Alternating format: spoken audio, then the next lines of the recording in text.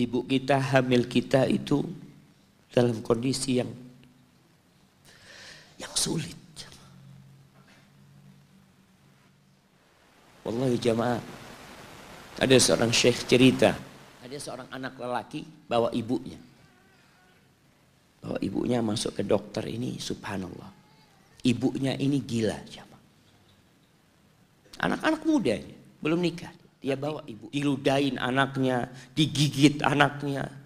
Nanti kerudungnya ibunya terbuka, dipasangin lagi.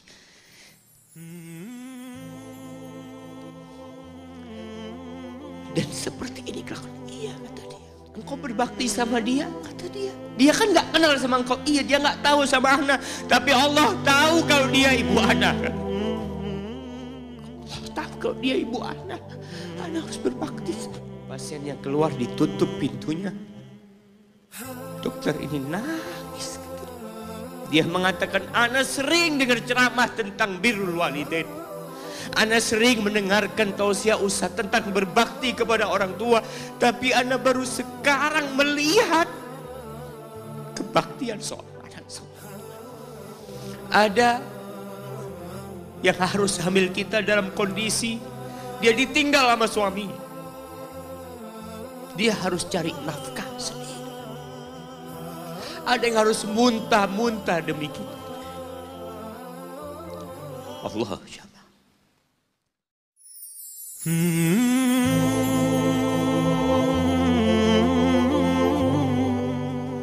Wallahi jamaah, ada seorang syekh cerita dalam salah satu ceramahnya, cerita tentang seorang dokter perempuan di sana, di Arab sana. Ada seorang anak lelaki bawa ibunya. Bahwa ibunya masuk ke dokter ini, subhanallah. Ibunya ini gila. Anak-anak muda ini, belum nikah. Dia bawa ibunya. Nanti ibunya tersenyum sendiri, ketawa sendiri. Masuk ke ruang dokter itu, mejanya dokter diputerin sama ibunya. Anaknya minta maaf ya, dok kata dia. Sekali-kali nanti ngeliat di televisi dokter itu, ada gambarnya Ka'bah. Ibunya ngomong, nak kau bukan nak ngomong, kamu bohong mat kau bohong sama ibu, katanya mau dibawa umroh ibu kata dia. Nanti diludahin anaknya, digigit anaknya, nanti kerudungnya ibunya terbuka dipasangin lagi.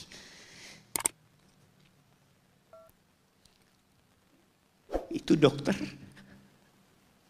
tanya sama anaknya, ini siapa kata dia. Ibu anak. Sejak kapan dia seperti ini? Sejak lahir. Loh, terus gimana engkau bisa lahir?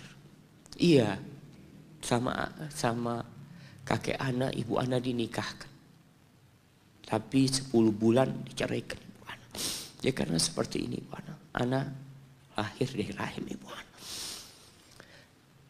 Dan seperti ini kelakuan. Iya kata dia. Engkau berbakti sama dia, kata dia. Dia kan gak kenal sama engkau. Iya, dia gak tahu sama Ana. Tapi Allah tahu kalau dia ibu Ana. Allah tahu kalau dia ibu Ana. Ana harus berbakti. Ditanya, ibumu sakit apa? Ibu kena gula. Kata dia, kena ini. Setelah dikasih resep, itu dokter cerita, pasiennya keluar, ditutup pintunya. Dokter ini nangis. Dia mengatakan, Ana sering dengar ceramah tentang birrul walidain. Ana sering mendengarkan tausiah ustaz tentang berbakti kepada orang tua. Tapi Ana baru sekarang melihat kebaktian seorang anak sama orang tuanya. Ibunya gila, dia tetap berbakti. Dan dia mengatakan, iya ibu Ana gak tahu sama Ana. Tapi Allah tahu kalau dia ibu Ana. Dan yang ngasih wasiat supaya kita berbakti sama orang tua itu Allah jemaah. Apapun yang dilakukan orang tua kita.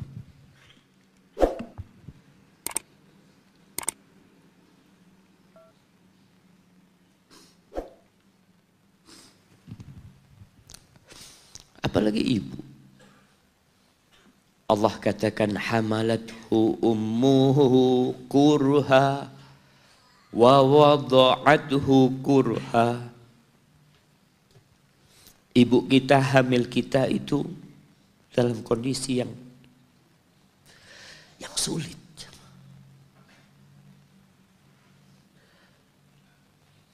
Ada ibu yang harus bed rest demi anaknya lahir. Demi kita lahir, ibu kita itu bed rest. Capek dikit keluar darah. Ada yang harus hamil kita dalam kondisi dia ditinggal sama suaminya. Dia harus cari nafkah sendiri. Ada yang harus muntah-muntah demi kita. Allah jamaah. Lalu kita berdiri buat ibu kita. Capek. Diceritakan seorang. Ya kita semua tahu ceritanya.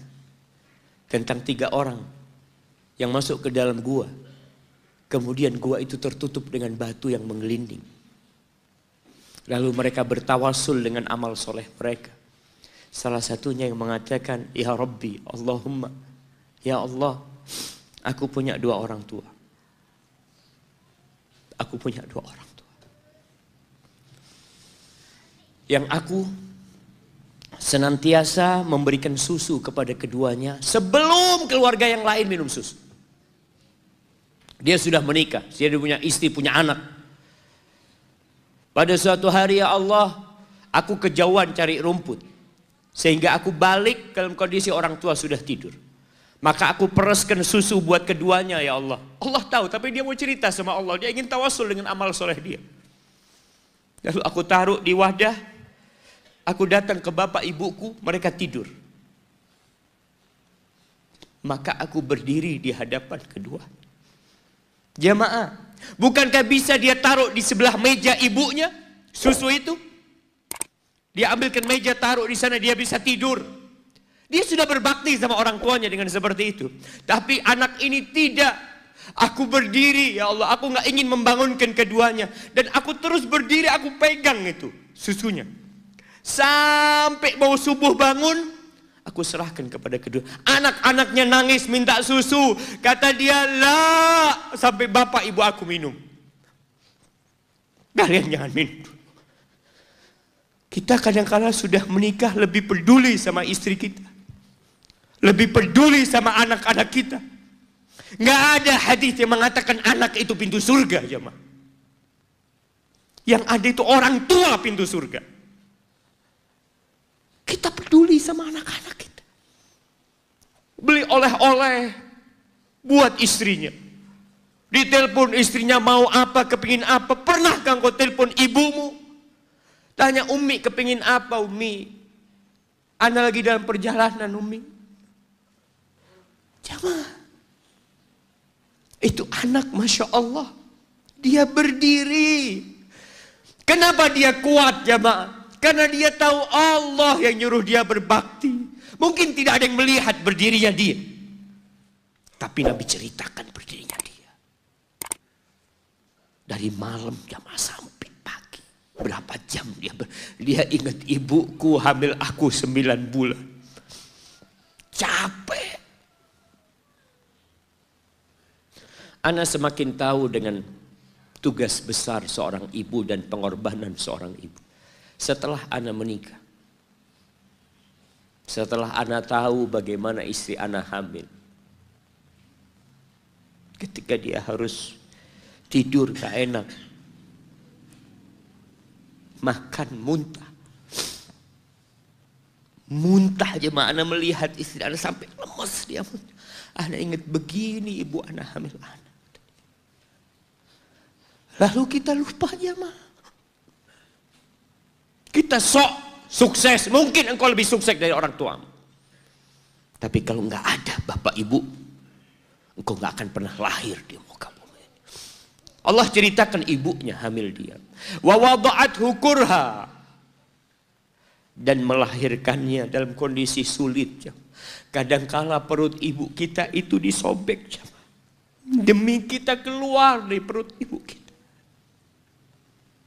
Antum meninggalkan luka di ibu. Itu dijahit. Kalau antum anak ketiga, Allahu Akbar. Berapa kali dibelah perut ibu kita coba. Tubuhnya jadi jelek gara-gara kita. Tapi dia nggak peduli, yang penting antum lahir dengan selamat. Kalau ibu kita dikasih pilihan, ini nggak bisa diselamatkan dua-dua. Salah satunya akan meninggal dunia. Kira-kira apa kata ibu antum? Iya, nggak apa-apa dok, selamatkan bayinya dok. Nggak apa-apa dok, biar dia lahir dok. Subhanallah. Berapa banyak ibu yang meninggal dunia ketika dia melahirkan anak. Wa hamluhu wa fisaluhu 30 syahra. Hamilnya dan menyusuinya itu 30 bulan. Artinya bukan ketika antum lahir selesai lelahnya ibu kita. Memang ketika antum lahir dengan selamat, Allahu Akbar. Ibu itu lupa dengan rasa sakit dia 9 bulan. Ibu itu lupa dengan jeritan dia mengeluarkan kita ketika kesakitan. Itu lupa. Dia tersenyum, dia bawa anaknya, ditaruh di dadanya. Allahu Akbar. Kalaupun ada air mata yang menetes, itu air mata kebahagiaan orang tua dengan hadirnya kita di muka bumi ini. Lalu kita bisa berjalan. Kita nggak bisa apa-apa lahirnya. Allah rekam kebaikan ibu kita. Kita disusui sama ibu kita. Berapa bulan? 2 tahun. 24 bulan disusui. Mungkin ada yang kurang, mungkin ada yang lebih. Tapi yang jelas kondisi kita tidak bisa berbuat apa-apa. Kita hanya bisa menangis jemaah. Antum lapar menangis, buang kotoran menangis. Siapa yang datang membersihkan kotoran antum? Ibu antum. Yang gendong antum siapa? Ibu antum. Dia susui. Subhanallah, sampai anaknya agak besar sedikit, diajari bicara sama ibunya, diajak ngomong sama ibunya, diajarin berdiri sama ibunya, diajarin berjalan sama orang tuanya. Allahu Akbar. Kemudian ketika antum sukses, antum berangkat ke luar negeri, antum berangkat ke luar kota, meninggalkan kedua orang tua antum, boleh, asalkan dengan ridho orang tua antum. Kalau ibu antum telepon, antum di Batu sini, kuliah, sampai sukses jadi pengusaha di sini. Ibu antum di kampung telepon, nah ibu ingin kau balik ke kampung. Nah. Jangan pernah mengatakan, bu anak kerjanya di sini ibu. Saya ditugaskan di sini, tinggalkan semua pekerjaanmu, pulang ke rumah. Ustaz, gimana dengan istri dan anak-anak anak? Yang ngasih makan istri sama anak-anak antum itu Allah Jalla Jalla. Bawa pulang ke kampung. Hidup sama ibu antum. Jamaah, ada seorang sahabat yang izin untuk berjihad. Izin untuk mendapatkan surga yang paling tinggi. Izin untuk bisa memberikan syafaat kepada 70 dari keluarganya. Kalau dia mati syahid, dia datang kepada Nabi SAW, ditanya, bapak ibumu hidup? Iya, kata dia, pulang engkau ke sana. Fathammal jannah, di sana ada surga. Ilzam rijlaiha, engkau tetap di kaki ibumu. Ini mau jihad, bukan mau cari fulus jemaah. Bukan mau cari kenikmatan dunia, dia mau cari surga. Tapi pintu surga yang paling baik orang tua dapat jauh-jauh. Jemaah, wallah, ketika antum nangis di kasur ibu, di dapur lagi masak, dimatikan kompornya, dia datang jumpai antum. Antum lihat, anak sering lihat ketika kajian, bagaimana seorang ibu yang gendong anaknya yang nangis. Dia ingin dengarkan kajian, tapi engkau menghalangi dia. untuk mendengarkan kajian dengan baik. Dia harus gendong. Kadang-kala nggak boleh deket-deket kajian. Yang bawa anak tempatnya lain. Dan dia nurut. Engkau ganggu hidup dia dari sejak engkau lahir. Kemudian setelah engkau dewasa, engkau nggak berbakti sama ibu. Lupa dengan wa hamluhu wa fisaluhu 30 syahr. Di masa Umar bin Khattab, ada seorang yang datang kepada Umar mengatakan, "Ya Amirul Mukminin,